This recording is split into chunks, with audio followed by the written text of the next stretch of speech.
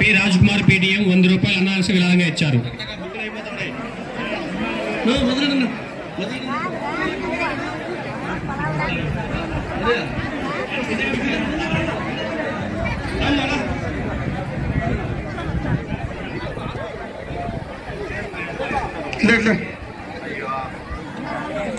Are Subbalakshmi అంగళ వస్త్రాలు అన్నదాన trust 100 రూపాయలు విరాళంగా ఇచ్చారు.